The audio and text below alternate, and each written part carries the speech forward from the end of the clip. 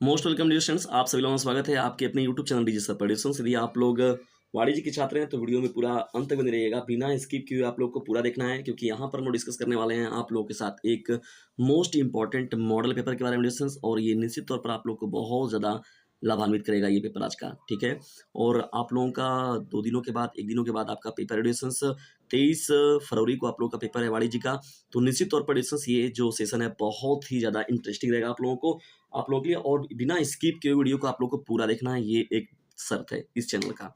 और उसके साथ ही साथ लेसन्स बिना स्किप किए आप लोग को पूरा देखना है। ठीक है, चलिए स्टार्ट करते हैं। वो देखिए वाणिज्य उनके जो विद्यार्थी हैं कक्षा 10 के विद्यार्थी, कोविड-19 कारण जानते हैं कि आप लोग का 30% सिलेबस कम हुआ है। एडिशन देखिए, पहला जो प्रश्न क्या है बहुविकल्पी का, चालू संपत्ति है। चालू संपत्ति क्या है? रोकड़ है, फर्नीचर है, मशीनरी है, इनमें से कोई नहीं। तो एडिशन देखिए, चालू संपत्ति के बारे में हम लोग बात करें तो रोकड़ जो होता है वो चालू संपत्ति कहा जाता है। ठीक है, तो पहले प्रश्न का अ जो ऑप्शन होगा वो सही हो जाएगा। चेक पर लेखक का हस्ताक्षर होना क्या होता है? ये चेक पर लेखक का हस्ताक्षर होना क्या होता है? आवश्यक नहीं है, वांछनीय है, आवश्यक है, इनमें से सभी सत्य हैं। भाई ज़ाहिर-सी बात है, हस्ताक्षर ही सबसे महत्वपूर्ण चीज़ होता है, तो ये आवश्यक होगा। ठीक है ना? तो चेक पर जो हस्ताक्षर होता है वो आवश्यक होता है। हुंडी की भाषा क्या होती है? अगला हम लोग का प्रश्न है, हुंडी की भाषा क्या है? हिंदी है, अंग्रेजी है, मुंडिया है, संस्कृत है। तो लिसन देखिए, मुंडिया जो हो जाएगा ये आप लोग का राइट जवाब हो जाएगा। ठीक है ना? भारतीय स्टेट बैंक का मुख्यालय किस शहर में स्थित है? दरअसल देखिए, भारतीय स्टेट बैंक का जो मुख्यालय बनाया गया है वो कहाँ बनाया गया है? उससे पहले हम लोग यहाँ पर चौथे प्रश्न को देख लें। निम्न में से कौन सा व्यापारिक बैंक नहीं है? Reserve bank of India. देखिए दोस्तों, सीधा सीधा दिख के लग रहा है यहाँ पर कि रिजर्व बैंक ऑफ इंडिया ही होगा, क्योंकि भारत का एकमात्र सरकारी बैंक है ना, जिसे देखिए पूरा अथॉरिटी जो है रिजर्व बैंक ऑफ इंडिया को ही दिया गया है। तो चौथे प्रश्न का विकल्प नंबर अ जो होगा वो करेक्ट हो जाएगा। पांचवें प्रश्न की ओर बढ़ते हैं। भारतीय स्टेट बैंक का मुख्यालय किस शहर में स्थित है? दिल्ली है, कोलकाता है, चेन्नई है, मुंबई है। तो लिसन देखिए, इस प्रश्न का जो राइट आंसर हो जाएगा मुंबई हो जाएगा। ठीक है, अगर भारतीय स्टेट बैंक आपसे पूछा जाए, चाहे भारतीय रिजर्व बैंक ऑफ इंडिया पूछा जाए, तो दोनों का जो मुख्यालय बनाया गया है वो मुंबई में ही बनाया गया है। अब चलिए बढ़ते हैं हम लोग यहाँ पर दूसरे महत्वपूर्ण प्रश्न की ओर। हम चिट्ठा क्यों तैयार करते हैं? चेक की मियाद कितनी होती है? भारत में टेलीफोन सेवा का प्रारंभ कब हुआ था? पान वाले के लिए कौन सी फाइल उपयुक्त होगी? और स्टेट बैंक ऑफ इंडिया की स्थापना कब हुई थी? तो दूसरे प्रश्न में देखिए 4 प्रश्न दिए गए हैं। अब उन चारों प्रश्नों का जो उत्तर है हम लोग जानने का प्रयास करेंगे।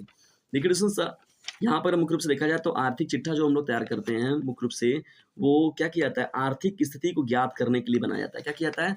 आर्थिक स्थिति को ज्ञात करने के लिए बनाते हैं हम लोग। किसको बनाते हैं डिस्टेंस? चिट्ठा को तैयार करते हैं हम लोग। चेक की मियाद कितनी होती है? देखिए, चेक की जो मियाद होती है डिस्टेंस वो 3 माह तक होता है। कितना माह तक होता है? 3 माह तक। ठीक ना?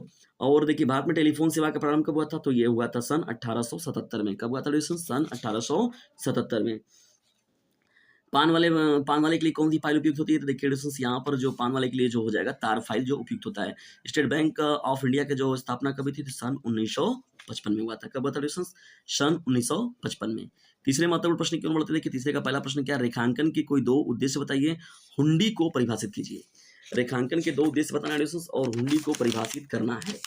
तो चलिए पहले हम लोग ये समझ लेते हैं कि जो मुख्य रूप से ये तीसरा प्रश्न है जो है कि रेखांकन यानी चेक पर रेखांकन का क्या उद्देश्य होता है? किस उद्देश्य की पूर्ति के लिए बनाया जाता है?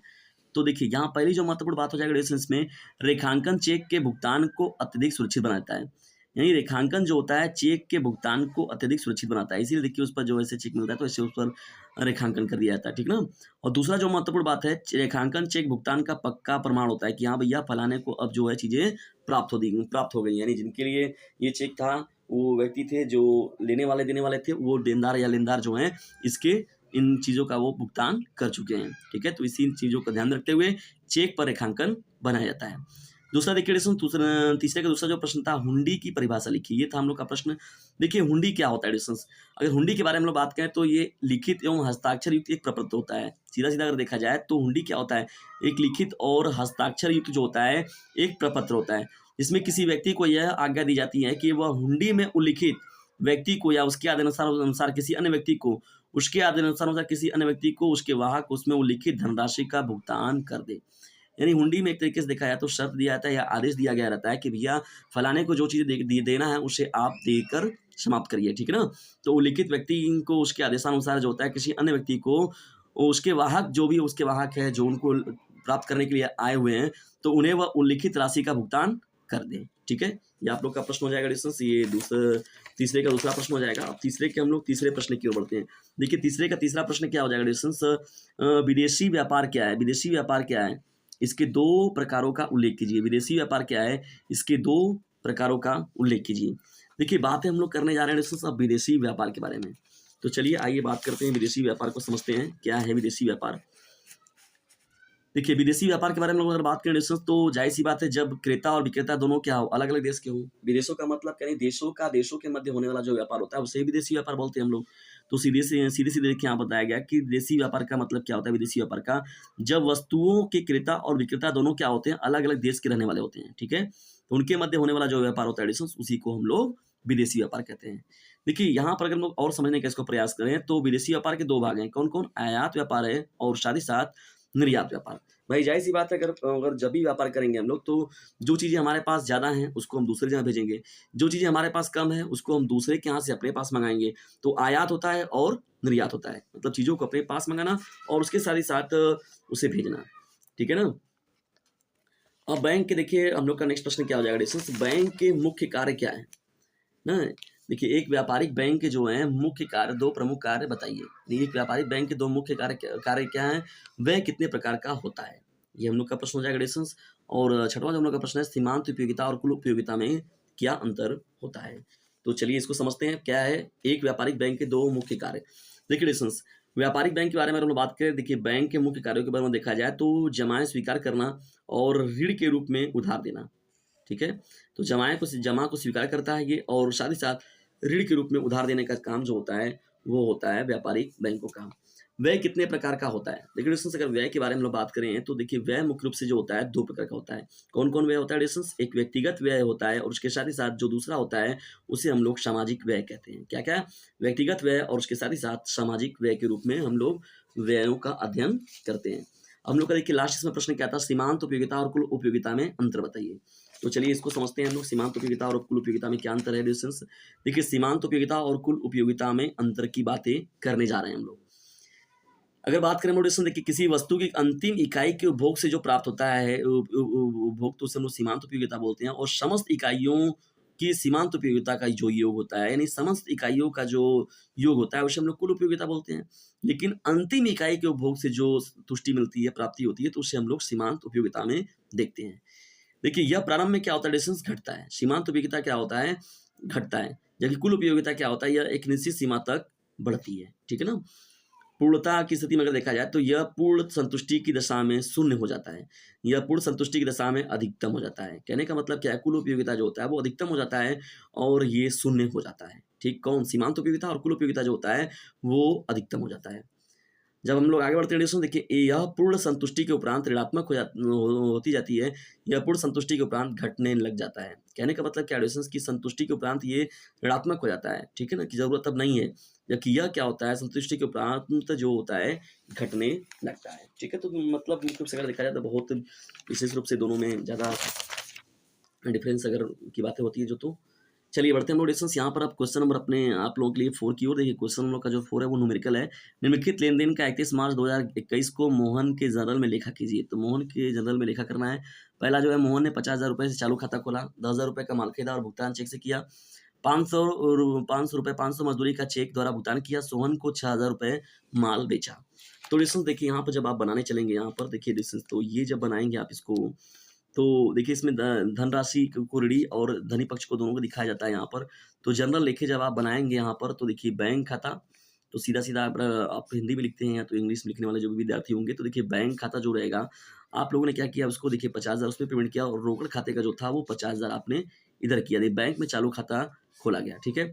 अब क्रय क्या किया गया डिस्टेंस, क्रय खाता में जो किया गया तो वो 10,000 का अमाउंट आप लोगों ने किया और बैंक खाते में वो चला गया तो 10,000 का हो जाएगा, नहीं चेक द्वारा माल प्राप्त किया, क्रय किया हुआ था।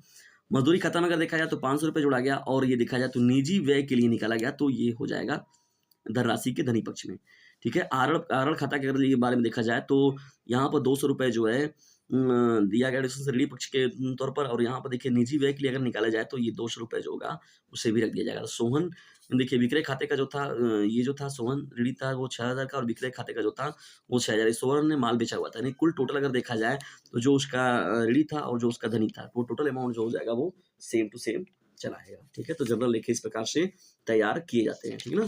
ये प्रश्न नंबर आप लोग का 4 था। अब बढ़ते हैं क्वेश्चन नंबर 5 की ओर। ऑनलाइन व्यवसाय क्या होता है, इसके गुणों को बताइए। ऑनलाइन व्यवसाय क्या होता है, इसके गुणों को बताइए। क्वेश्चन नंबर ये 5 है डिविजन। चलिए बढ़ते हैं हम लोग इस प्रश्न के आंसर के बारे में। देखिए पांचवा हम लोग का प्रश्न क्या था, ऑनलाइन या ई व्यवसाय से आशय। ऑनलाइन या ई व्यवसाय होता क्या है। देखिए ई व्यवसाय से आशय अगर बात करें नोटिस, देखिए कंप्यूटर तथा इंटरनेट की सहायता से जो भी व्यवसाय होता है, यानी जो भी व्यवसायिक संस्था होती है वो कंप्यूटर तथा इंटरनेट के माध्यम से जो भी बिजनेस व्यापार को अपने करते हैं, कार्यों का निपटारा करने को ही हम लोग ऑनलाइन या ई व्यवसाय कहते हैं। इसके अंतर्गत क्या होता है एडिशंस की समस्त कार्य, जैसे वस्तुओं का मोल भाव हो गया, वस्तुओं का देखिए मोल भाव होता है, क्रय विक्रय की बात हो गई, लेन देन की बात हो गई, भुगतान हो गया, सभी का सभी जो होता है वो इंटरनेट के माध्यम से होता है। आज देखेंगे लोग हजारों का लाखों का कारोबार कर रहे हैं वो मोबाइल वगैरह से ही, यानी गूगल पे, फोन पे, पेटीएम, क्या क्या चीजें हैं ना, तो उसी के थ्रू जो होता है वो तुरंत का तुरंत, यानी भुगतान जो होता है वो इंटरनेट के थ्रू या कंप्यूटर के माध्यम से लोग ऑनलाइन चीजें कर रहे हैं। और कंप्यूटर वगैरह पर ही ऑनलाइन वगैरह चीजें हो गई, व्हाट्सएप वगैरह पर ही लोग माल वगैरह का भेज देते हैं और सैंपल भेज देते हैं, वो सैंपल उनको भेज देते हैं। तो कहने का मतलब क्या एडिशंस की ये पूरा का पूरा जो मार्केट हो चुका है वो ऑनलाइन तरीके पर, मतलब ई व्यवसाय पर भी आगे बढ़ रहा है। देखिए ऑनलाइन व्यवसाय के गुण में अगर देखा जाए तो क्या होता है, प्रमुख गुण में देखा जाए तो इसके द्वारा देखिए क्या होता है एडिशंस की वस्तुओं का क्रय विक्रय घर बैठे ही संभव हो जाता है। कहने का मतलब क्या है, सभी लोग आलसी हो चुके हैं, तो भाई घर बैठे अपना काम करते रहिए। ठीक है। दूसरा देखिए इसमें क्या हो जाएगा, इसके द्वारा मूल्य का भुगतान क्रेडिट कार्ड द्वारा संभव हो जाता है, क्रेडिट कार्ड के द्वारा संभव ही हो जाएगा। तीसरा देखिए इसमें महत्वपूर्ण जो बात जोड़ा जाएगा, इसके द्वारा शारीरिक उपस्थिति आवश्यक नहीं है, यानी व्यक्ति का जो उपस्थित होना इसमें कंपलसरी नहीं होता है। आप लोग काम हो रहा है, व्यक्ति पहुंचे, काम हो गया उनका, भैया आप आगे बढ़िए, ठीक है ना। तो कहने का मतलब क्या है कि व्यक्ति को उसमें उपस्थित होने की जरूरत नहीं होती है। चलिए बढ़ते हैं आगे। यहाँ पर क्वेश्चंस, यदि दूर करना चाहते हो यूपी बोर्ड का फियर तो बने रहना डीजे सर चैनल के नियर। ठीक है, यदि करना चाहते हो बोर्ड में अच्छे नंबर की अर्निंग तो करना पड़ेगा अपने नींद की बर्निंग, और मिलकर करना होगा रेगुलर डीजे सर चैनल से लर्निंग। तो खुद भी लाभ उठाए एडिशंस और दूसरों को भी लाभान्वित कीजिए डीजे सर चैनल से। चौथा देखिए प्रश्न क्या हो जाएगा, तो इसे लाइक शेयर और सब्सक्राइब करना मत भूलिए एडिशंस। आप लोग का देखिए समय नहीं है इसलिए मैं ज़्यादा इस चीज़ों बातें नहीं कर रहा हूँ, लेकिन आप लोगों की भी कुछ जिम्मेदारियाँ होती है तो उसको जरूर किया करिए पूरा। ऑनलाइन व्यवसाय गुण में देखिए कहा जाए, इस प्रकार के व्यवसाय का कार्यक्षेत्र जो बहुत व्यापक होता है, व्यापक तो है ही भाई, जाहिर सी बात है, बड़े पैमाने पर देखने को तो ये मिलता ही है। चलिए बढ़ते हैं लोग आगे। यहाँ पर बैंकों के राष्ट्रीयकरण के लाभ पर टिप्पणी लिखिए। बैंकों के राष्ट्रीयकरण के लाभ के बारे में बताना डिस्कस की क्या होता है, यानी राष्ट्रीयकरण जब होता है तो इससे क्या लाभ मिलता है, क्या प्रॉफिट मिलता है। तो देखिए बात करने जा रहे हैं नोटिस की बैंकों के राष्ट्रीयकरण से होने वाले महत्वपूर्ण लाभ। देखिए इसमें क्या होता है, पहला महत्वपूर्ण अगर पॉइंट देखा जाए तो शाखाओं का विस्तार होता है। क्या होता है एडिशन, शाखाओं का विस्तार होता है। राष्ट्रीयकरण के पश्चात क्या होता है एडिशन, बैंकों की शाखाओं में तीव्र गति से वृद्धि हुई है। दूसरा देखिए महत्वपूर्ण बात जो इसमें जोड़ा गया है, ग्रामीण क्षेत्रों में बैंकिंग सुविधाओं का विकास हुआ है, यानी राष्ट्रीयकरण के पश्चात बैंकों की शाखाओं में तीव्र गति से वृद्धि हुई है। दूसरा जो है राष्ट्रीयकरण के पश्चात जो होता है, राष्ट्रीयकृत बैंकों ने ग्रामीण क्षेत्रों में बैंकिंग सुविधाओं के विकास में उल्लेखनीय भूमिका निभाई है। जमा राशि में वृद्धि हुई है, यानी सार्वजनिक क्षेत्र में बैंकों की जमा राशि में भी वृद्धि देखने को मिला है। और कृषि के लिए भी अधिक धन दिया गया, यानी बैंकों द्वारा कृषि क्षेत्र को अधिक ऋण दिया जाने लगा है। भाई जाहिर सी बात है, कृषि सबका साथ सबका विकास, कृषि वगैरह के लिए भी देखिए चीजें मिलती रहती है ना, केसीसी के थ्रू जो होता है। पांचवा देखिए महत्वपूर्ण पॉइंट क्या हो जाएगा, लघु उद्योगों की सहायता, यानी बैंकों द्वारा लघु उद्योगों को सहायता भी प्रदान की जा रही है। सामान्य व्यक्ति की सहायता देखिए प्रस्तुत की जाता है, सामान्य व्यक्ति की सहायता, यानी राष्ट्रीयकरण के पश्चात क्या होता है, बैंकों द्वारा सड़क परिवहन, चालक फुटकर व्यापार जो हो गया, लघु व्यवसाय हो गया, पेशेवर या तो स्वयं रोजगार व्यक्ति तथा शिक्षा आदि के लिए अधिक ऋण जो होता है प्रदान किया जा रहा है। ठीक है, ये भी एक महत्वपूर्ण पॉइंट इसमें जोड़ा गया एडिशंस। अब चलिए बढ़ते हैं आगे यहाँ पर हम लोग और देखते हैं अन्य प्रश्न को। तो देखिए छठवें प्रश्न का जो दूसरा प्रश्न है, बीजक और सूचनार्थ बीजक को परिभाषित कीजिए। बीजक और सूचनार्थ बीजक को परिभाषित करना है हम लोगों को, ठीक है ना एडिशंस। तो चलिए अब देखते हैं हम लोग बीजक को, बीजक के बारे में हम लोग जानने का प्रयास करते हैं एडिशन। तो हैंसन देखिए क्या बताए थे, हैंसन के अनुसार अगर देखा जाए तो बीजक व्यवसाय में प्रयुक्त किया जाने वाला एक ऐसा प्रलेख होता है, लेख का मतलब ये लेखा जोखा रखना, रिकॉर्ड रखना। तो बीजक व्यवसाय में प्रयुक्त किया जाने वाला एक ऐसा प्रलेख होता है जो किसी वस्तु के विक्रय से संबंधित होता है। किससे संबंधित होता है, विक्रय से, तथा जो किसी विक्रय व्यवहार को संक्षिप्त रूप में प्रस्तुत करता है। तो बीजक एक तरीके से देखा जाए तो विक्रय व्यवहार का जो लेखा जोखा होता है, यानी विक्रय से चीजें जो होती हैं, संबंधित बातें जो होती हैं, जिनको रिकॉर्ड तरीके तौर पर रखा जाता है, वो बीजक के थ्रू ही होता है। अब देखिए दूसरा हम लोग का अगला जो है सूचनार्थ बीजक की परिभाषा लिखना है। सूचनार्थ बीजक क्या होता है, तो जब क्रेता को किसी वस्तु के मूल्य तथा उस पर संभावित व्ययों को ज्ञात करना होता है तो क्रेता विक्रेता से एक बीजक की मांग करता है, जिसे काल्पनिक या अनुमानित बीजक कहा जाता है। सूचनार्थ बीजक का मतलब क्या होता है डिस्टेंस, जब क्रेता को किसी वस्तु के मूल्य तथा उस पर संभावित व्ययों को ज्ञात करना होता है तो क्रेता क्या करता है, विक्रेता से एक बीजक की मांग करता है जिसे काल्पनिक या अनुमानित बीजक कहा जाता है। बीजक कहाँ किया गया, कहाँ कहाँ यूज किए हैं, कहाँ कहाँ कैसे काम यूज हुआ है, जहाँ कहाँ कहाँ पर कैसे खर्च किया गया है, तो यह पक्के बीजक के समान ही होता है डिस्टेंस, लेकिन इसमें अनुमानित अंक होते हैं। अनुमानित अंक का मतलब कि यहाँ भी चलिए संभावना में यहाँ इतना यूज हुआ होगा, चलिए संभावना में वहाँ उतना यूज हुआ होगा, ठीक है ना। तो इस तरीके से देखिए आप लोगों को बनाना था ये। चलिए देखिए यहाँ पर जब आप पढ़ते हैं डिस्टेंस तो यहाँ पर 7वें प्रश्न में भी देखिए यहाँ पर डिस्टेंस की जनरल लेखा तैयार कीजिए। यहाँ पहला देखिए जब पूरा का पूरा डाटा दिया हुआ है और उसी के बेस पर जो है यहाँ पर तैयार करना है इसमें। तो इसमें भी आप लोग को सेम टू सेम वैसे ही करना है जैसे यहाँ पर किया गया था डिस्टेंस। तो जैसे उसमें आप लोगों ने सजाया था जनरल बनाने के लिए, तो जनरल देखिए लिखिए आप लोग कैसे करेंगे। तो जनरल लेखे का रिकॉर्ड देखिए आप लोगों ने बनाया कि ऋणी पक्ष में और धनी पक्ष में वेतन खाता, अदत्त वेतन खाता हो गया, प्रोदत्त प्रीमियम बीमा हो गया, ठीक है। तो जो जिस प्रकार से था उसको उस प्रकार से आप लोगों ने सजा कर आप लोग को बस रख देना है, ठीक है। चलिए बढ़ते हैं हम लोग 8वें प्रश्न की ओर। देखिए 8वां प्रश्न क्या है, बचत का क्या अर्थ होता है, बचत के सामाजिक महत्व का वर्णन कीजिए डिस्टेंस। या तो इसके अथवा में जो प्रश्न है समाज में बचत के महत्व का वर्णन कीजिए। तो चलिए इसको समझते हैं हम लोग, बचत का अर्थ क्या होता है डिस्टेंस और बचत क्यों जरूरी है। तो पहले हम लोग समझते हैं व्यय क्या होता है। व्यय का देखिए डिस्टेंस क्या होता है, व्यय आय का वह भाग जिसमें मनुष्य अपनी आवश्यकताओं की प्रत्यक्ष रूप से संतुष्टि करता है, व्यय कहलाता है। क्या कहलाता है, व्यय कहलाता है। यानी आय का वह भाग जिसमें मनुष्य अपनी आवश्यकताओं का प्रत्यक्ष रूप से संतुष्ट करने के लिए जो व्यय करता है, खर्च करता है, उसे ही हम लोग व्यय बोलते हैं, ठीक है, खर्च बोलते हैं। वस्तु के अनुसार अगर देखा जाए तो आवश्यकताओं का प्रत्यक्ष रूप से संतुष्ट करने के लिए आय का उपभोग करना ही व्यय कहलाता है। यानी आय को अपने आवश्यकताओं अनुसार जो भी जिस भी काम में हमको यूज करना है उसके लिए यूज करने के लिए, संतुष्ट करने के लिए, स्वयं को उपभोग करने के लिए जो खर्च किया जाता है उसे ही व्यय बोलते हैं। अब बात करने जा रहे हैं हम लोग बचत का क्या अर्थ है। बचत का अर्थ और परिभाषा लिखना है। तो मनुष्य अपनी समस्त आय को व्यय नहीं करता है, अपितु अपनी आय के निश्चित भाग को भविष्य की आवश्यकताओं को पूरा करने के लिए जमा करता है। इसी जमा को बचत कहते हैं। क्या कहते हैं डिस्टेंस, बचत कहते हैं। अगर अन्य शब्दों में समझे हम लोग तो किसी व्यक्ति जब बचत क्या होता है, किसी मनुष्य की आय का वह भाग होता है जो भविष्य की आवश्यकताओं की संतुष्टि के लिए जमा किया जाता है या किसी उत्पाद कार्य में लगा दिया जाता है, ठीक है दोस्तों। तो उसे ही हम लोग बचत कहते हैं। यानी अपने पूरे यूज करने के बाद, पूरे कामों करने के बाद जो चीजें बचती हैं तो उनको भविष्य की रूपरेखा के अनुसार जो होता है, जैसे बजट नहीं पेश किया जाता है भारत सरकार के द्वारा, केंद्र सरकार के द्वारा, राज्य सरकार के द्वारा, तो होता है ना। तो उसी प्रकार से देखिए घर में भी होता है, चीजें और जगहों पर भी होती हैं, ठीक ना। डॉक्टर बसु के शब्दों में अगर देखा जाए तो अधिक धन उपार्जन करने के उद्देश्य से आय का प्रयोग बचत कहलाता है। किरण के अनुसार अगर देखा जाए तो बचत एक निश्चित समय की आय में उसी समय में होने वाला व्यय का अंतर होता है। पेंशन के अनुसार अगर देखा जाए तो बचत कार्यों के लिए धन का पूंजी में परिवर्तन करना ही बचत कहलाता है। देखिए 2-3 लोगों का अगर आप लिखते हैं, 2-3 अगर महत्वपूर्ण व्यक्तियों का, तो उससे आप एक अपना अलग इमेज बनाते हैं, ठीक है, एग्जामिनर को आप प्रभावित करते हैं। या तो इसके अलावा डिस्टेंस आप लोग अपने विचारों में भी लिख दीजिए कि हाँ भैया मेरे विचारों में क्या है। अब देखिए बचत के उद्देश्य में अगर देखा जाए यानी लाभ का सामाजिक महत्व क्या है, तो बहुत बहुत बड़े पैमाने पर है भाई। बचत के थ्रू ही चीजें होती हैं, बातें होती हैं। यानी व्यक्तिगत क्षेत्र में अगर देखा जाए महत्व क्या है इसका, तो देखिए पहला क्या होता है, आकस्मिक संकट का सामना। कोई भी अचानक यानी आकस्मिक संकट रूप में आने वाला संकट, जैसे बीमारी हो गया, कोई दुर्घटना हो गया, बेरोजगारी हो गया आदि का सामना करने के लिए जो वो बचत जो होता है वही कार्य करता है। यानी आकस्मिक जो संकट होता है उसका सामना करने के लिए बचत का होना बहुत ही जरूरी है। दूसरा देखिए महत्वपूर्ण पॉइंट क्या हो जाएगा, परिवार के दायित्वों को पूरा करना। यानी मनुष्य क्या करता है एडिशन, बचत करने के साथ ही साथ बच्चों की शिक्षा की बात होगी, उनका विवाह वगैरह, तो इनके लिए जो उत्तरदायी कारण होते हैं एडिशन, वो कहीं ना कहीं से वो मुख्य रूप से आते हैं बचत के द्वारा ही। वृद्धावस्था के हेतु भी भाई जाहिर सी बात है, सभी लोग जो होते हैं कहते हैं ना कि भैया वृद्धावस्था के लिए भी बातें होती है। तो वृद्धावस्था में मनुष्य निष्क्रिय और विवश हो जाता है, भाई जाहिर सी बात है, निष्क्रिय और विवश हो जाएगा। उस समय धन ही उसका एकमात्र सहारा रह जाता है। धन के अभाव में उस समय उसके बच्चे और पड़ोसी भी सहयोग नहीं देते हैं, तो ठीक है। तो इसलिए रिलेशन देखिए वृद्धावस्था है तो भी लोग मुख्य रूप से रखते हैं।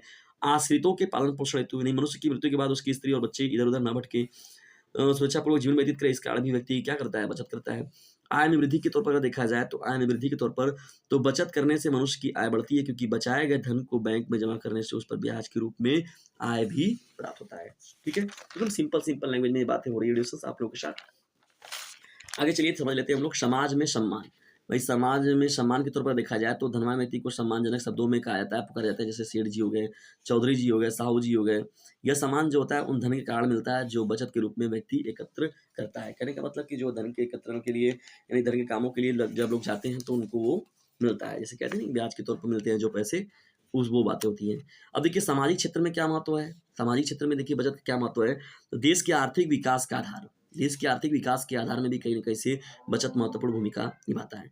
रहन-सहन के स्तर में सुधार होता है, भाई ज़ाहिर-सी बात है, अगर बचत में पूँजी का निर्माण होता है जिससे राष्ट्रीय उत्पादन बढ़ेगा, परिणामस्वरूप प्रति व्यक्ति आय बढ़ेगी और रहन-सहन का स्तर भी सुधरेगा, ठीक है ना? देश की आत्मनिर्भरता मतलब देश भी जो होता है अपनी आवश्यकताओं एवं स्वयं पूरी करने में सक्षम हो जाता है और आत्मनिर्भर बनता है।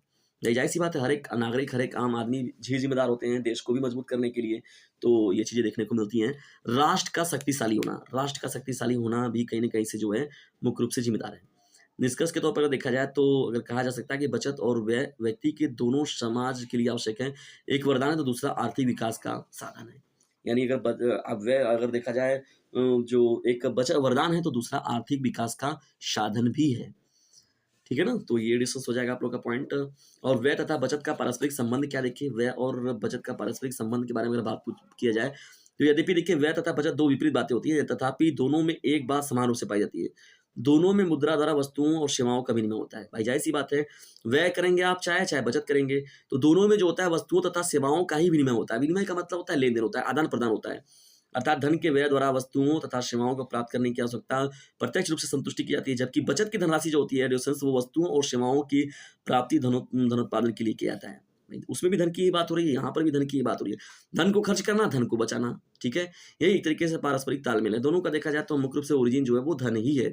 व्यय आप करेंगे तभी आप समझ लीजिए धन की ज़रूरत पड़ेगी, बचत आप करेंगे तभी आप समझ लीजिए धन की ही बात कर रहे हैं, ठीक है ना? तो ये प्रश्न आप लोग का इम्पोर्टेंट हो जाएगा। चलिए बढ़ते हैं हम लोग यहाँ पर 9वें प्रश्न की ओर। भारतीय स्टेट बैंक के प्रमुख कार्यों का वर्णन कीजिए। देखिए भारतीय स्टेट बैंक हो गया, भारतीय रिजर्व बैंक हो गया, तो कोई ना कोई प्रश्न पूछता जरूर है आप लोगों से।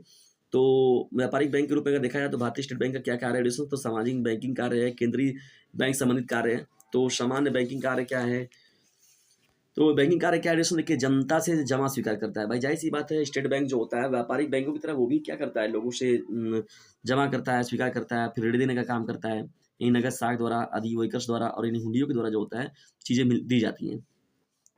देखिए विनिमय पत्रों का क्रय विक्रय भी इसमें होता है, यानी ये सब बैंकिंग कार्य हैं स्टेट बैंक के। प्रतिभूतियों में विनियोजन होता है। क्या होता है, प्रतिभूतियों में विनियोजन होता है। कहने का मतलब क्या होता है, कोष की जो सरकारी प्रतिभूतियां होती हैं, राज्य सरकार की प्रतिभूतियां होती हैं, कारपोरेशन की प्रतिभूतियां होती हैं तथा ये सरकारी ट्रेजरी के विनियोग जो होते हैं, उन सभी में प्रतिभूतियों में विनियोजन के रूप में भारतीय स्टेट बैंक अपना काम करता है। एजेंट के रूप में अगर देखा जाए देशंस तो क्या काम करता है स्टेट बैंक ऑफ इंडिया, तो धन का हस्तांतरण करने का काम होता है, भुगतान प्राप्त करता है, ग्राहकों की ओर से भुगतान करने का कार्य करता है, अंशों और प्रतिभूतियों का क्रय विक्रय करता है, ग्राहकों के लिए पासपोर्ट की व्यवस्था करता है, ट्रस्टी का कार्य करता है, ग्राहकों को आर्थिक परामर्श देने का काम भी जो होता है वो कहीं न कहीं से स्टेट बैंक ऑफ इंडिया करता है। नहीं, ग्राहकों को आर्थिक परामर्श देने का काम जो होता है वो स्टेट बैंक ऑफ इंडिया का कहीं न कहीं उसके जिम्मे ही ये बातें हैं। अब देखिए अन्य कार्यों में अगर देखा जाए तो सोने व चांदी का क्रय करने का काम, बहुमूल्य वस्तुओं को सुरक्षित रखना, यात्री एवं उपहार चेक जारी करना, लघु उद्योगों और सरकारी समितियों को उदार शर्तों पर ऋण सुविधा देना और किसानों को प्रत्यक्ष ऋण देना, ये सभी का सभी जो काम है वो भारतीय स्टेट बैंक के अंतर्गत ही है। यानी सोने व चांदी का कार्य जो होता है, एडिशन नहीं कहते हैं कि भैया सोने को आप बैंक में जमा कर दीजिए तभी आप लोग पैसा मिल जाएगा, चांदी वगैरह जमा करके नहीं। और बहुमूल्य वस्तु भी लोग जैसे डायमंड हो गया, बहुत सी चीज़ें ऐसी होती है जिसको लोग आप रखते हैं बैंकों में भी, और भी ऐसे महत्वपूर्ण रूप से जो कार्य हैं वो बैंकों के थ्रू होते हैं। अब केंद्रीय बैंक संबंधी देखिए कार्य क्या है यहाँ पर, सरकार के बैंक के रूप में कार्य, यानी स्टेट बैंक जो होता है सरकार की ओर से दिए गए आदेश के अनुसार विभिन्न भुगतानों करता है। सरकार द्वारा दिए गए जाने वाले सार्वजनिक ऋणों की भी व्यवस्था करने का काम जो होता है वो स्टेट बैंक ऑफ इंडिया ही करता है। कहने का मतलब क्या है कि रिजर्व बैंक ऑफ इंडिया जो होता है वो तो प्रमुख है ही, सरकारी बैंक तो है ही, लेकिन वो अपने कार्यभार को वो उसके बाद अगर दूसरा अगर देखा जाए महत्वपूर्ण रूप से बैंक तो भारतीय स्टेट बैंक का ही बात होती है। बैंकों के बैंक के रूप में देखिए कार्य करता है, यानी केंद्रीय कार्य के रूप में अगर देखा जाए तो भारतीय स्टेट बैंक जो होता है व्यापारिक बैंकों से जमा स्वीकार करता है और आवश्यकता पड़ने पर उन्हें ऋण देने का काम करता है। कौन करता है डिविशंस, ये करता है भारतीय स्टेट बैंक। ठीक है, हालांकि ये सभी कार्य जो है केंद्रीय बैंक के रूप में कार्य जो है ये सब रिजर्व बैंक ऑफ इंडिया के भी कार्य हैं। तीसरा देखिए क्या है, समाशोधन गृह के रूप में कार्य, देखिए स्टेट बैंक क्या करता है, रिजर्व बैंक की ओर से समाशोधन गृह के रूप में भी कार्य करता है। वह अन्य बैंकों को धन के हस्तांतरण के लिए अत्यंत सुलभ व सस्ती सुविधाएं प्रदान करता है। तो ये सभी कार्य भी जो होता है वो मुख्य रूप से स्टेट बैंक के थ्रू होता है, ठीक है ना। तो ये सभी कार्य जो होता है वो भी स्टेट बैंक के थ्रू ही होता है। वर्जित कार्य के यानी स्टेट बैंक ऑफ इंडिया जो होता है किन कार्यों को नहीं कर सकता है, देखिए यह किसी व्यक्ति या फर्म को निश्चित मात्रा से अधिक ऋण नहीं दे सकता है। ये कार्य जो है स्टेट बैंक के जिम्मे नहीं है। दूसरी देखिए महत्वपूर्ण बात होती है ऐसे बिलों जिन पर 2 अच्छी ख्याति प्राप्त व्यक्तियों के हस्ताक्षर न हो, भुना नहीं सकता ये, ठीक है। कहने का मतलब क्या एडिशंस की अधिक मात्रा से अधिक ऋण नहीं दे सकता अपनी क्षमता अनुसार ही, या कृषि बिलों को छोड़कर देखा जाए तो अन्य किसी प्रकार के बिलों का भुना नहीं सकता जिसकी प्रयोगिता अधिक यानी 6 माह से अधिक हो। यह अचल संपत्ति व अपने अंशों की आड़ यानी जमानत पर ऋण नहीं ले सकता है, ठीक है। पांचवा जो महत्वपूर्ण पॉइंट हो जाएगा, या किसी व्यक्ति या संस्था को अंशों की जमानत पर 6 माह से अधिक के लिए ऋण नहीं दे सकता। 15 माह से अधिक की परिपक्वता अवधि वाले कृषि बिलों को न तो भुना सकता है और न ही जमानत पर ऋण दे सकता है। तो ये सभी कार्य जो है स्टेट बैंक के लिए वर्जित है। स्टेट बैंक इन कार्यों को नहीं कर सकता है। कार्यालय और कर्मचारियों के निवास के अतिरिक्त अन्य किसी कार्य के लिए अपने नाम में कोई अचल संपत्ति नहीं रख सकता। यानी ये सभी जो है स्टेट बैंक ऑफ इंडिया के कार्य नहीं है, यानी ये सभी जो कार्य हैं स्टेट बैंक ऑफ इंडिया के सभी कार्य वर्जित हैं, ठीक है ना। चलिए बढ़ते हैं यहाँ पर आगे हम लोग, और देखिए व्यय किसे कहते हैं, व्यय कितने प्रकार का होता है, ये हम लोग का प्रश्न संख्या 9 हो जाएगा। देखिए आय का वह भाग जिससे मनुष्य अपनी आवश्यकताओं की संतुष्टि करता है व्यय कहलाता है। इसको तो अभी मैं आगे ही बताया था आप लोग को पहले भी। देखिए व्यय के प्रकार में बात किया जाए तो व्यक्तिगत आय, व्यक्तिगत व्यय होता है। देखिए आय का वह भाग जिससे कोई मनुष्य अपनी और अपने परिवार की आवश्यकताओं की पूर्ति के लिए उपयोग में लाता है, उसे हम लोग व्यक्तिगत आय कहते हैं या व्यक्तिगत व्यय के रूप में कहते हैं। जैसे भोजन की बात, व्यवस्था, उपलब्धि हो गई, वस्त्र की बात हो गई, मकान हो गया, चिकित्सा हो गया, बच्चों की शिक्षा हो गया, मनोरंजन आदि, ये सभी पे जो खर्च होते हैं उसे हम लोग व्यक्तिगत व्यय में देखते हैं, ठीक है। तो आवश्यकताओं की संतुष्टि पर व्यय जो होता है, निसंचय पर या गणना जो हो गया निसंचय कहलाता है। यानी आय का वह भाग जो भविष्य के लिए बचाकर निष्क्रिय रूप में रख लिया जाता है, निसंचय कहलाता है। जैसे तिजोरी में या जमीन में गाड़कर, जैसे बहुत पहले मिलता था एडिशंस नहीं, जवाहरात या आभूषण की धनराशि जो बहुत पहले जमीनों वमीनों में, तो निसंचय या गणना, तो वो भी एक तरीके से हो जाता है। बचत देखिए तीसरा महत्वपूर्ण। दूसरा देखिए क्या है पॉइंट यहाँ पर हो जाएगा, बचत को तो आप ये मैंने बताया ही आप लोगों को। सामाजिक व्यय क्या है, मनुष्य सामाजिक प्राणी होने के नाते अपनी आय के कुछ भाग को सामाजिक आवश्यकताओं की पूर्ति के लिए व्यय भी करता है। अतः सामाजिक आवश्यकताओं की पूर्ति के पूरा किए जाने के वाला जो व्यय होता है सामाजिक व्यय कहलाता है। भाई अनिवार्य कार्य जो हो गए और ऐच्छिक कार्य हो गए, कहने का मतलब क्या है, स्थानिक कर जो हो गया, केंद्रीय कर हो गया, प्रांतीय कर हो गया, तो ये सभी भाई अगर आप नागरिक है तो आपको ये सभी चीज़ें भरना ही पड़ेगा, टैक्स वगैरह से तो आप बच नहीं सकते। और ऐच्छिक व्यय का मतलब क्या होता है, जैसे आप लोग किसी विद्यालय को देना चाह रहे हैं, अस्पताल वगैरह को देना चाह रहे हैं, धर्मार्थ संस्थाओं को देना चाह रहे हैं, ये दान या चंदा जो उन्हें प्रोवाइड कराया जाता है उसे हम लोग ऐच्छिक व्यय कहते हैं। तो अनिवार्य व्यय और ये ऐच्छिक व्यय होता है, और इसको हम लोग जो देखते हैं वो सामाजिक व्यय के अंतर्गत पढ़ते हैं। जबकि यहाँ पर जो था एडिशंस की व्यक्तिगत जो व्यय था वो आवश्यकताओं की संतुष्टि वाला व्यय था, निसंचय या गाड़ने वाला व्यय था, ठीक है ना। और तीसरा जो था बचत, ये महत्वपूर्ण पॉइंट था आप लोगों का। और सामाजिक व्यय के रूप में अगर देखा जाए तो अनिवार्य व्यय और ऐच्छिक व्यय, कहने का मतलब क्या है, स्थानीय कर, केंद्रीय कर, अगर आप इन सभी चीज़ों को नहीं जमा करेंगे तो जो भारत सरकार होगा, राज्य सरकार होगा, या जो भी आला अधिकारी होंगे वो आप लोग को निश्चित तौर पर खोजने का प्रयास करेंगे। और ऐच्छिक कार्य का मतलब हो गया, ये तो अपनी इच्छा अनुसार होता है, इसे आप कर सकते हैं या नहीं भी कर सकते, ठीक है ना। तो ये मोरल एक्टिविटी पर आपके आधारित होता है। देखिए 10वां हम लोग का प्रश्न क्या है, उपयोगिता ह्रास नियम को बताइए और इसको समझाने उदाहरण एवं रेखाचित्र की सहायता से। और या तो इसके अथवा में देखिए भारतीय स्टेट बैंक की स्थापना के उद्देश्यों उनका वर्णन एवं इसकी सफलता की विवेचना करना है। देखिए उपयोगिता से बात कर रहे हैं नोटिस। देखिए उपयोगिता का मतलब क्या होता है, उपभोग करने से होता है, ठीक है ना, उपभोग करने से ही होता है एडिशंस। और उपयोगिता का मतलब अगर देखा जाए तो उपयोगिता ह्रास नियम क्या होता है, यानी कहने का मतलब क्या एडिशंस की उपयोगिता ह्रास नियम की धारणा देखिए कैसे आई। देखिए मनुष्य की किसी आवश्यकताओं की विशेष संतुष्टि की जा सकती है।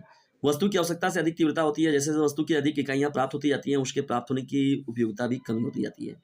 अतः एक ऐसी स्थिति आती होती है जिसमें वो उपयोग नहीं करना चाहेगा। जैसे जैसे वस्तु की आवश्यकता की तीव्रता घटती जाती है वैसे वैसे वस्तु की अगली इकाइयों से प्राप्त होने वाला तुष्टि गुण भी घटता जाता है। इसे ही हम उपयोगिता ह्रास नियम या ह्रासमान तुष्टि गुण नियम कहते हैं।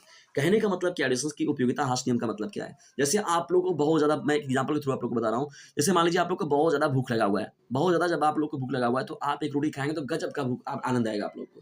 जब 2 रोटी खाएंगे तब थोड़ा सा कम आनंद आएगा, थोड़ा सा कम आएगा, थोड़ा सा कम आएगा, और एक समय ऐसा आएगा जब आपकी इच्छा होगी कि अब हम भोजन ग्रहण नहीं करेंगे, तो उसे हम लोग कहते हैं उपयोगिता ह्रास नियम। यानी जो आपकी उपयोगिता थी वो निश्चित तौर पर उसमें हरासमेंट हो रहा है, वो कम होती जा रही है, उसमें कमी देखा जा रहा है, तो इसे ही हम लोग बोलते हैं, इस नियम को ही बोलते हैं उपयोगिता ह्रास नियम कहा जाता है, या जिसे हम लोग उपयोग ह्रासमान तुष्टि गुण नियम कहते हैं। यानी संतुष्ट हो गया सामने वाला, अब उसकी तुष्टि पूरी हो चुकी है, अब उसको नहीं चाहिए, तो इसे ही हम लोग बोलते हैं उपयोगिता ह्रास नियम बोलते हैं। क्या बोलते हैं, उपयोगिता ह्रास नियम बोलते हैं। ये इंपॉर्टेंट रहेगा आप लोग का प्रश्न, और बहुत ही ज़्यादा इंपॉर्टेंट रहेगा। अति लघु, लघुत्तरी में, दीर्घोत्तरी में कहीं न कहीं पूछ सकता है आप लोगों से। देखिए, उपयोगिता ह्रास नियम की परिभाषा को देखकर अगर कुछ विद्वानों के आधार पर देखा जाए तो प्रोफेसर मार्शल देखिए क्या कहे हैं। उन्होंने क्या कहा उपयोगिता ह्रास नियम के बारे में। किसी मनुष्य को किसी वस्तु के उपभोग करने से जो उपयोगिता प्राप्त होती है, अन्य बातों में समान रहने पर वस्तु की मात्रा में वृद्धि के साथ-साथ वह घटती जाती है। तो प्रोफेसर मार्शल जी का एक कथन था। अगर ब्रिक्स के अनुसार देखा जाए तो किसी एक प्रकार की वस्तु की सीमांत उपयोगिता उस वस्तु के स्टॉक में उसकी इकाइयों में बढ़ने से घट जाती है। तो डिफरेंस ये जो होता है उपयोगिता ह्रास नियम का प्रोफेसर मार्शल और ब्रिक्स के अनुसार ये आप लोगों को डिफरेंशन बताया गया। ठीक है, देखिए यहाँ पर क्या एडिशंस के उदाहरण के द्वारा स्पष्टीकरण देखिए मैंने पहले बताया था। देखिए प्यास लगने पर जब पानी का गिलास पीते हैं तो हमारी प्यास कुछ सीमा तक शांत हो जाती है। दूसरे गिलास हमें पहले गिलास की अपेक्षा कम उपयोगी मिलती है, जाहिर सी बात है भाई, गुण तृप्ति मिलती है। इसी गिलास की आवश्यकता नहीं, क्योंकि इससे हमारा क्या होता है उपयोगिता स्थान पर अनुपयोगिता प्राप्त होने लगता है। भाई जाहिर सी बात है, जब ज़्यादा भोजन ग्रहण कर लिए तो होता है ना कि भैया उलट दिए पूरा, इतना खा लिए कि उल्टी कर दी पूरा। तो वही चीज़ें यहाँ पर देखने को मिल रही है। तो प्राप्त उपयोगिता, कुल उपयोगिता, तो लिसन देखिए यहाँ पर ऐसे ये चार्ट के थ्रू आप लोग देख सकते हैं। ठीक है ना, पहला जब किया गया तो प्राप्त उपयोगिता 50 था, कुल उपयोगिता इतना था। देखिए अब देखिए क्या हो रहा है, धीरे धीरे बढ़ता जा रहा है। तो रेखांकित चित्र का अगर स्पष्टीकरण अगर किया जाए तो देखिए यहाँ प्राप्त तुष्टि गुण वस्तु की इकाई देखिए हो रहा है, प्राप्त तुष्टि गुण हो रहा है। तो जब आप प्राप्त किए वस्तु को तो वस्तु की इकाई देखिए, जब वस्तु की इकाई आप लोगों ने मतलब बढ़ाते चले गए जब आप लोग, तो देखिए क्या हो रहा है, प्राप्त तुष्टि गुण जो है वो घटता जा रहा है। ठीक है ना, तो यहाँ पर देखिए ये पहला आप लोग का ग्राफ हो जाएगा। ठीक है, तो ये यहाँ पर इसमें देखिए ये वक्र जो बनाया गया है, यानी प्राप्त तुष्टि गुण ऐसे रहेगा, वस्तु की इकाई ऐसे रहेगा, तुष्टि गुण रेखा ऐसे हो रहा है। यानी जो इकाइयाँ प्राप्त होंगी जैसे जैसे बढ़ती जाएंगी वैसे वैसे आप लोग का जो है ये करता है। तो उपयोगिता ह्रास नियम की मान्यताएं देखा जाए तो लगातार उपभोग। अब लगातार उपभोग का मतलब क्या, डिस्टेंस की मान्यताएं क्या है, क्यों ये विशेषताएं क्या है। उपयोगिता ह्रास नियम वहीं पर लागू होता है जहां पर लगातार उपभोग हो। जैसे अभी नहीं कि भैया 2 रोटी खा लिए तो अब बैठे हुए हैं, 1 रोटी खा ली तब फिर तब तो 1 घंटे के बाद 2 घंटे के बाद खाएंगे, तो तब तो फिर आप लोग को वही उत्तेजना रहेगा। मतलब आप 1 रोटी जब कंटिन्यूअस आप जब बैठे हुए हैं भोजन करने के लिए तो पूरा यानी लगातार उपभोग होना चाहिए, शर्त है उपयोगिता ह्रास नियम की, ये मान्यताएं या शर्त है ये। ठीक है ना, यानी उपयोग जो उपभोग होना चाहिए वो लगातार होना चाहिए। यदि किसी व्यक्ति को पहली रोटी दे दिया जाए तो तुरंत क्या दूसरी रोटी भी 1 घंटे के बाद के लिए नहीं दिया जाए, मतलब तुरंत दिया जाए। देखिए मैंने अभी इस पर बात भी किया आप लोगों के साथ। दूसरा देखिए महत्वपूर्ण पॉइंट क्या हो जाएगा इसमें, वस्तु की इकाइयों के गुण व मात्रा में कोई अंतर न हो। भाई इकाई में भी कोई अंतर ना हो, भाई जैसी बात है किसी को 1 रोटी देके पता चला उसके बाद छोटा सा टुकड़ा दे दिए तभी दिक्कत होगा। तो उनका भी ज़रूरी है अनुपात। वस्तु की कीमत में अंतर नहीं होना चाहिए। भाई ज़ाहिर-सी बात है कभी-कभी इंसान क्या होता है, दुकान पर आप खा रहे हैं तो आपको पता चला एक पूड़ी ₹5 का मिला, दूसरा वाला पूड़ी खाएँगे तो अब ₹10 का मिलेगा, तो वो क्या करेगा सामने वाला? नहीं खाएगा। तो वस्तु की कीमत में अंतर नहीं होना चाहिए। उपभोक्ताकर्ताओं की आय में परिवर्तन नहीं होना चाहिए। भाई जो उपभोग कर रहे हैं उनके पास भी पर्याप्त धन रहना चाहिए। स्थापना वस्तुओं के मूल्य में परिवर्तन नहीं होना चाहिए। उपभोक्ता की आदत, रुचि और फैशन आदि स्वभाव में परिवर्तन नहीं होना चाहिए। ठीक है? परिवर्तन के बेस पर भी क्या होता है, वो उपयोगिता ह्रास नियम प्रभावित होता है। उपयोगिता के मानसिक स्थिति में कोई परिवर्तन नहीं होना चाहिए। जो उपभोग कर रहा है, अब ये नहीं कि का लेला का खात बा बारे का बतावा इतना महंगा लगता है पड़ जाता है, तो ऑटोमेटिक वो चीज़ों को फिर नहीं लेगा, नहीं ग्रहण करेगा उसे। ठीक है ना? उपयोगिता ह्रास नियम का महत्व, देखिए उपयोगिता ह्रास नियम का मतलब क्या होता है, कीमत निर्धारण में महत्व। उपयोगिता ह्रास नियम का देखा जाए तो वस्तु की मूल्य उसकी मांग और पूर्ति को ध्यान में रखकर तय किया जाता है। तो ये डिसीजन देखिए कीमत निर्धारण में महत्व होता है मुख्य रूप से। यह नियम जो होता है विविध वस्तुओं के उत्पादन को प्रोत्साहन देता है। यानी उपयोगिता ह्रास नियम जो होता है वो विभिन्न प्रकार के वस्तुओं के उत्पादन पर बढ़ावा देता है या अपने विचारों को रखता है। ठीक है ना? और तीसरा देखिए महत्वपूर्ण पॉइंट क्या हो जाएगा, यह नियम जो होता है डिसीजन अर्थशास्त्र के विभिन्न नियमों पर आधार होता है। यानी यह नियम जो होता है अर्थशास्त्र के विभिन्न नियमों का आधार होता है। अर्थशास्त्र के विभिन्न नियमों जैसे देखिए क्या होता है, की मांग का नियम आप लोग को पढ़ाया गया है, श्रम सीमांत तुष्टिगुण का नियम जो हो गया, उपभोक्ता की बचत क्या हो गई, प्रगतिशील कर प्रणाली आदि का जो होता है मुख्य रूप से आधार जो होता है वो उपयोगिता ह्रास नियम ही होता है। तो उपयोगिता ह्रास नियम का मतलब ये सीधा सीधा था एकदम आप लोगों को, उम्मीद है आप लोग को अच्छे से समझ में आया होगा। यह निजी देखिए जीवन स्तर और कार्यक्षमता के संबंध में व्याख्या करता है और यह नियम उत्पादक एवं उपभोक्ता के लिए महत्वपूर्ण भी है। देखिए अब चलते हैं इसके अथवा में देखिए प्रश्न क्या था, भारतीय स्टेट बैंक ऑफ इंडिया की स्थापना क्या हुई थी, कब हुआ था, क्यों हुआ था। देखिए 1 जुलाई 1955 में जो था स्टेट बैंक का नाम जो था इंपीरियल बैंक था। क्या नाम था रिलेशंस, इंपीरियल बैंक था। देखिए स्टेट बैंक ऑफ इंडिया का अन्य नाम क्या है, बहुविकल्पी में पूछेगा तो इंपीरियल बैंक हो जाएगा। 1 जुलाई 1955 में हुआ था। तो अंशधारियों का था, यानी उस समय यह अंशधारियों का था। किसका था, अंशधारियों का। 27 जनवरी 1921 में देश के 3 बड़े प्रेसिडेंट्स बैंक को देखिए बम्बई, मद्रास और बंगाल को मिलाकर इंपीरियल बैंक की स्थापना हुई थी। कब किसकी हुई थी, बम्बई, मद्रास और बंगाल के जो बैंक थे उनको मिला लिया गया था 1921 में, तो उसको बनाया गया था बाद में इंपीरियल बैंक। 1921 से 1924 तक देखिए सरकार बैंक जो व्यापारिक बैंक भी थी, सरकार का भी बैंक था ये, 1935 में भारतीय रिजर्व बैंक की स्थापना होने पर व्यापारिक बैंक ही रह गया, लेकिन ये, और 1 जुलाई 1955 को इंपीरियल बैंक से इसका नाम जो बदल के राष्ट्रीयकरण कर दिया गया और स्टेट बैंक ऑफ इंडिया नाम दे दिया गया। ठीक है, तो भारतीय रिजर्व बैंक का कब हुआ था? 1935 में हुआ था। देखिए, स्टेट बैंक की स्थापना के उद्देश्य क्या थे? एक शक्तिशाली बैंक की स्थापना करना, ठीक है। दूसरा जो था, गाँव के में बैंकिंग सुविधाओं का विस्तार करना, कृषि साख का विकास करना। चौथा जो था, लघु उद्योगों को वित्तीय सहायता प्रदान करना। पांचवी जो महत्वपूर्ण बात इसमें थी, आर्थिक दृष्टि से कमजोर व्यक्तियों को सहायता प्रदान करना और सरकार की अर्थनीति का संचालन करना, नागरिकों की सहायता को दूर करना और शिकायतों को दूर करना। नागरिकों की शिकायतों को दूर करने का काम भी जो था स्टेट बैंक ऑफ इंडिया के जिम्मे सौंपा गया। और रिजर्व बैंक को साख नियंत्रण में सहायता देना, यानी रिजर्व बैंक के, मैंने पहले बताया कि रिजर्व बैंक तो मुख्य ही है और उसके बाद जो महत्वपूर्ण रूप से काम करता है उसको स्टेट बैंक ऑफ इंडिया कहते हैं। स्टेट बैंक द्वारा उद्देश्यों की पूर्ति में सफलता अथवा देखिए क्या होता है, प्रमुख उपलब्धियां क्या है? विदेशी प्रभाव की समाप्ति, विदेशी प्रभाव कम होने लगा। देखिए इसमें क्या होता है, विदेशी प्रभाव की समाप्ति हो गई। स्टेट बैंक की प्रमुख उपलब्धियां देखिए, स्टेट बैंक की स्थापना के बाद क्या हुआ, भारतीय बैंकों पर जो विदेशी प्रभाव था वो समाप्त हो गया और भारतीयों के साथ किए जाने वाले भेदभाव का भी अंत हो गया। ठीक है, तो ये बहुत बड़ी उपलब्धि है किसका? स्टेट बैंक ऑफ इंडिया का। बैंकिंग सुविधाओं का विकास भी देखिए देखने को मिला है बहुत बड़े पैमाने पर। 75% शाखाएं जो ग्रामीण और अर्ध शहरी क्षेत्रों में हैं, ये बहुत बड़ी उपलब्धि है। देखा जाए तो बैंकिंग सुविधाओं का विकास और 75% जो शाखाएं हैं ग्रामीण एवं शहरी क्षेत्रों में। ग्रामीण साख सुविधाएं भी उपलब्ध कराई गई, मुद्रा सुविधाएं उपलब्ध कराई गई, विदेशी मुद्रा व्यवसाय को भी प्रारंभ किया गया, निर्यात व्यापार को भी प्रोत्साहन देखिए दिया गया इसमें। यानी स्टेट बैंक निर्यातकों को ऋण की व्यवस्था कर निर्यात व्यापार को भी प्रोत्साहन करता है। साख के नियंत्रण का भी काम होता है। मैंने पहले बताया कि रिजर्व बैंक के लिए सहायता काम करता है, रिजर्व बैंक को नियंत्रण के रूप में, साख नियंत्रण के रूप में रिजर्व बैंक का सपोर्ट करता है कौन? State bank of India. और प्रशिक्षण व्यवस्था भी देखिए उपलब्ध कराता है ये कौन? स्टेट बैंक ऑफ इंडिया की जिम्मे ही ये सभी चीजें हैं। नवा जो है आंकड़ों का प्रकाशन है, लघु एवं कुटीर उद्योगों को सहायता करता है ये, साख नियंत्रण का क्षेत्र करता है और सहकारिता को भी ये प्रभावित करता है। यह बैंक सहकारी संस्थाओं को अधिक उदारपूर्वक एवं सरल ऋण प्रदान कर रहा है या दे रहा है। ठीक है, जिससे कि सरकारी संस्थाएं वगैरह जो होता है, ट्रस्ट वगैरह जो होते हैं, वो सभी भी अपना कार्य वर्क कर रहे हैं। तो देखिए यहाँ पर एक आप लोगों के साथ किया गया डिस्कस हाई स्कूल वाणिज्य के विद्यार्थियों के लिए पेपर।